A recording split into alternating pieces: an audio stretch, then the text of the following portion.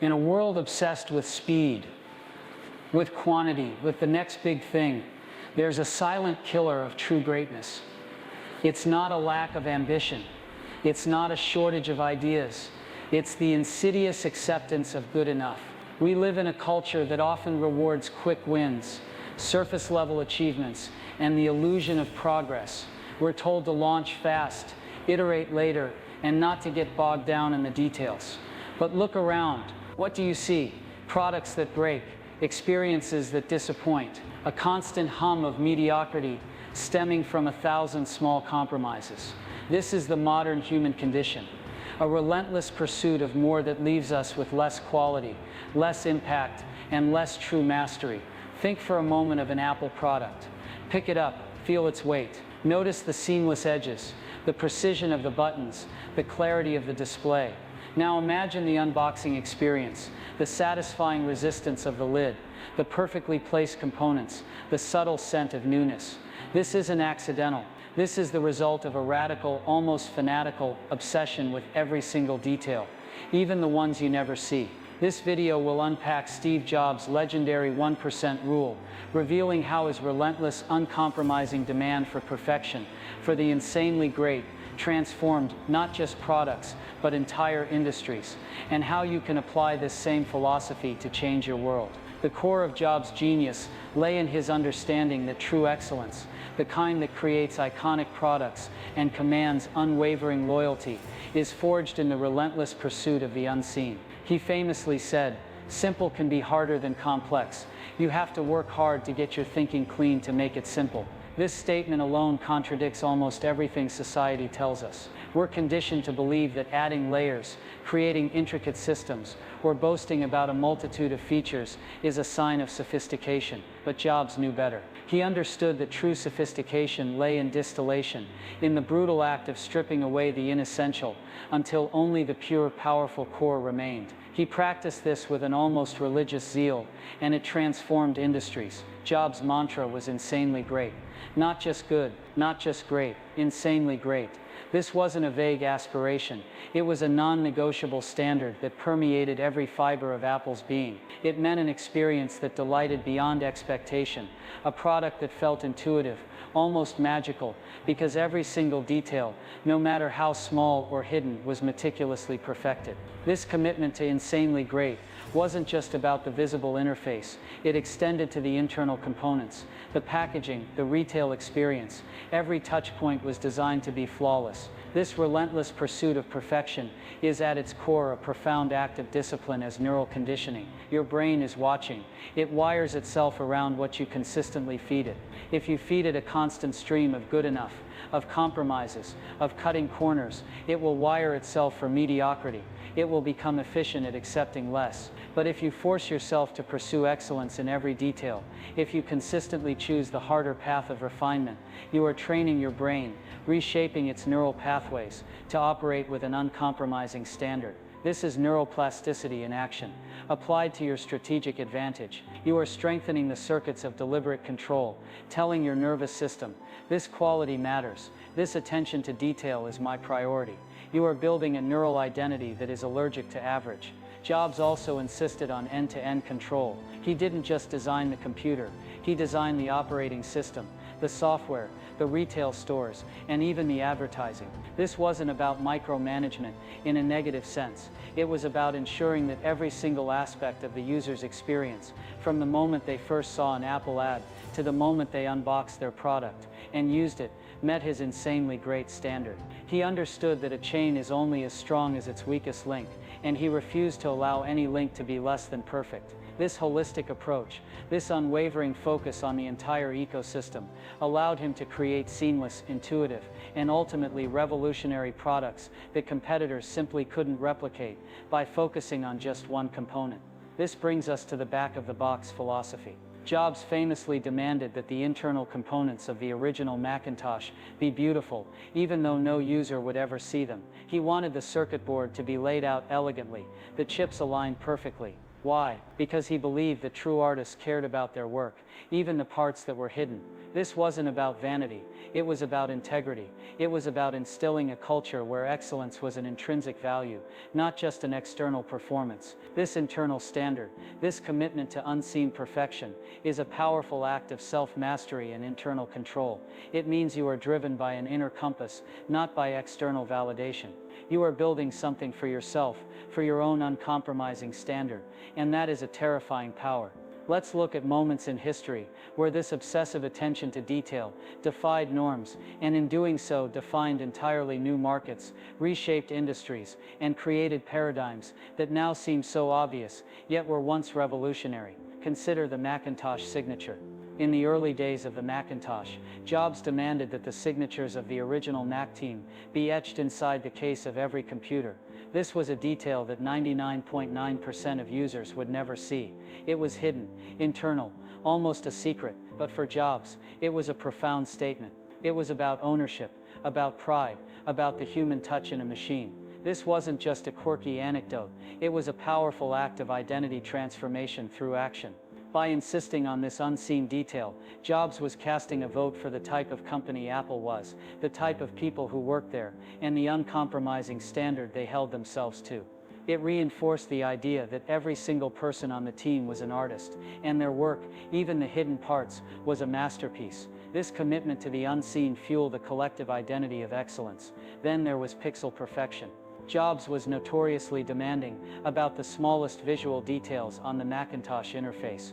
He would spend hours agonizing over the shape of an icon, the kerning between letters in a font, the exact shade of a pixel. He famously insisted on a specific shade of gray for the Mac's desktop, a detail that seemed trivial to many engineers. But for Jobs, it was everything.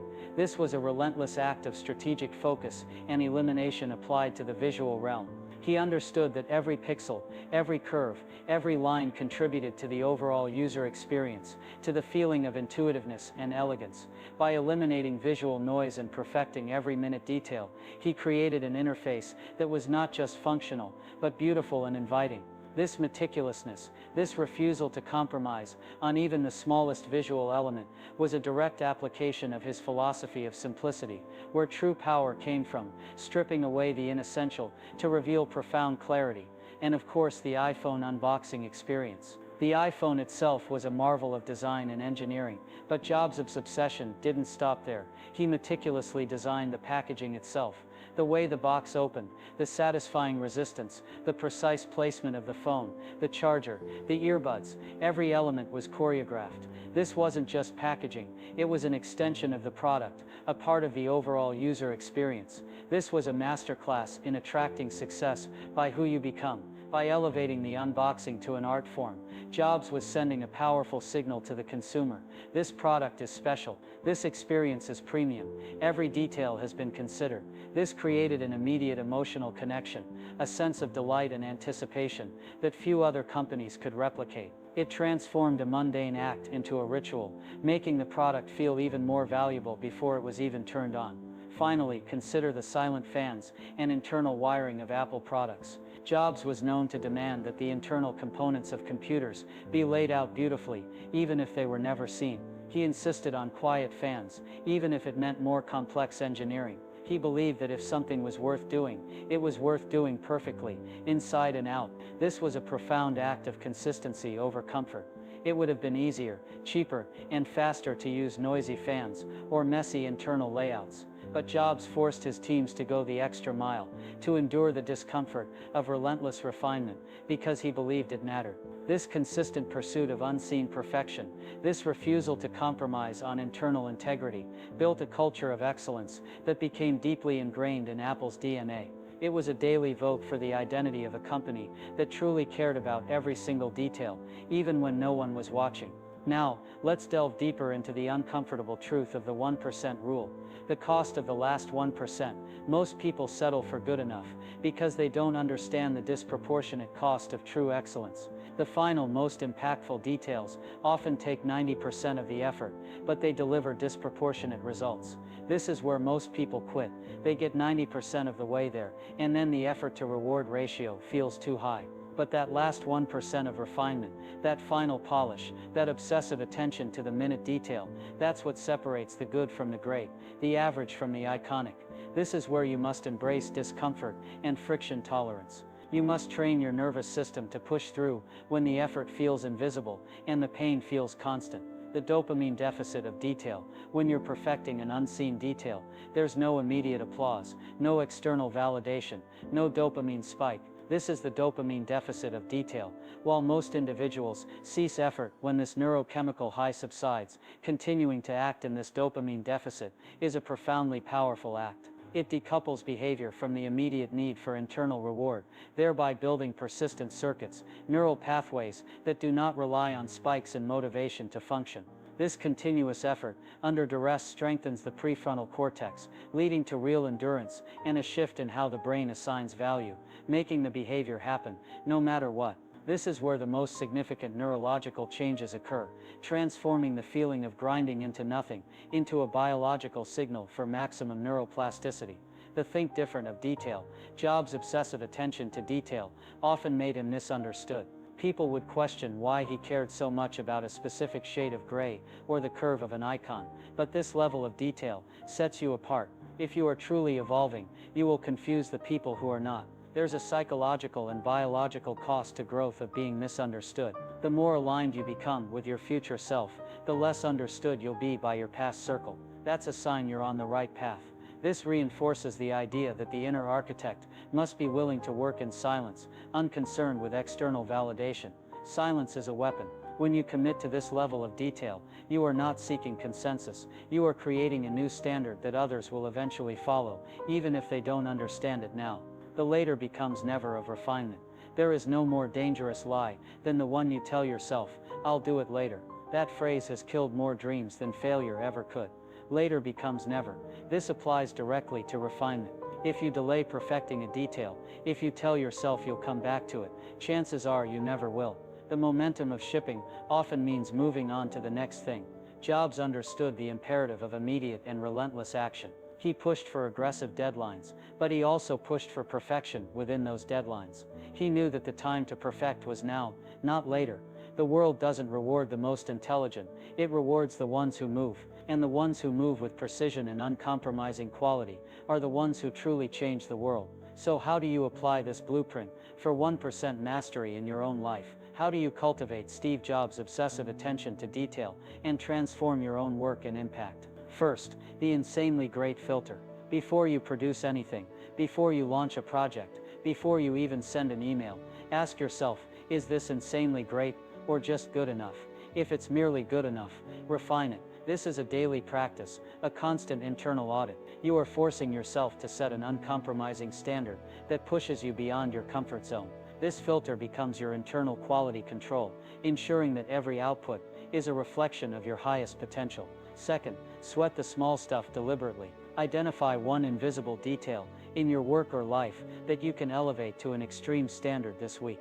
This could be the formatting of your reports, the organization of your digital files, the cleanliness of your workspace, or the precision of your communication. Choose something that others might overlook, but that you know contributes to overall excellence. By focusing on these minute, often unseen details, you are training your brain to operate with a higher level of precision and care, building a neural identity that values thoroughness. Third, seek brutal truths. Find someone, a mentor, a trusted colleague, a discerning friend, who will give you brutally honest feedback. Not someone who will flatter you, but someone who will push your standards higher, who will point out the imperfections you can't see. This requires humility and a willingness to be uncomfortable. Jobs famously surrounded himself with people who weren't afraid to challenge him. This external accountability forces you to confront your blind spots and elevate your game. Fourth, practice deliberate observation. Train your mind to notice minute details and imperfections in your environment and work. This isn't about being critical of others, but about sharpening your own perception. When you consume content, analyze products, or observe processes, actively look for the subtle nuances, the hidden flaws, the areas where a 1% improvement could make a disproportionate difference. This trains your brain to see the world with a higher resolution, identifying opportunities for excellence that others miss. Fifth, embrace the last 10%. Recognize that the final, most impactful details often take 90% of the effort, but deliver disproportionate results. Consciously commit to this hardest part of refinement. When you feel the urge to stop, to declare something done, push for just a little more. This is where true grit is forged. This is where you build friction tolerance, training your nervous system to operate effectively in the dopamine deficit of unseen perfection. This is where you separate yourself from the average. 6th, design for the unboxing experience of your life. Apply Jobs' a holistic approach to your own projects and life. Think about the entire journey someone experiences when interacting with your work, your service, or even your personal brand. What are all the touch points? How can you elevate each one to create a seamless, delightful, and insanely great experience? This means considering not just the core output, but the presentation, the communication, the follow-up, every element that contributes to the overall perception of quality and value. Final, cultivate the no-compromise mindset. This is the ultimate commitment to the 1% rule. It means refusing to settle for less than your absolute best, even when it's difficult, even when it's inconvenient, even when no one else seems to care. It's a declaration of war on mediocrity. This mindset is built through consistent, daily decisions to prioritize quality over speed, precision over volume, and excellence over ease. It's about becoming the kind of person who simply does not compromise on their standards, because their identity is inextricably linked to the quality of their output. The journey to becoming a silent architect of uncompromising quality is a profound testament to the power of internal mastery. The principles we've discussed, the insanely great standard, the pursuit of unseen perfection, the embrace of the last 10%, and the relentless commitment to detail, are not isolated concepts, but interconnected elements of a holistic system for self-transformation. Each pillar reinforces the others, creating a compounding effect that inevitably leads to external impact and the realization of an unstoppable life. The work performed in silence, through consistent and often unseen effort, builds an internal resilience and clarity that the external world cannot ignore. The very act of pushing through discomfort, whether it be boredom, fatigue, or the fear of missing out, sharpens one's instincts, improves decision-making, and uncovers strengths previously unknown. As pressure forces an individual to rise, ultimately, the world responds not to mere wishes, intentions, or noise, but to force the undeniable force of consistent action, unwavering discipline, and relentless execution. The progress forged in quiet determination will eventually scream its presence, rendering external doubts and criticisms irrelevant. The discipline cultivated in solitude becomes so ingrained that it outpaces the skepticism of others, leading to an undeniable rise. This transformation is not a matter of chance, but of deliberate design, initiated by a conscious decision to move, to act, and to endure, regardless of external conditions or internal resistance. The world owes you nothing. No one is coming to save you. No one is coming to hand you your dream. You get what you earn. You get what you build. And the only way to build something that lasts is to turn inward, get focused, and work every excuse, every distraction, every weakness trying to pull you off track. You don't need applause. You don't need comfort. You don't need permission. You need hunger. You need fire. You need the kind of relentless mindset that wakes up every single day with one mission: improve, execute, dominate. This isn't about talent. This isn't about luck. This is about discipline, faith, vision, and execution. This is about showing up when no one else will, believing when no one else does, grinding when everyone else is comfortable. You want a life most people don't have? Then you better be willing to do what most people won't. Cut the noise, kill the excuses, focus on yourself, work hard, lock in, stay dangerous, stay obsessed, because when it's all said and done, the only thing that separates the average from the unstoppable is this one kept talking, the other kept building. Be the one who builds, be the one who finishes, be the one they can't stop.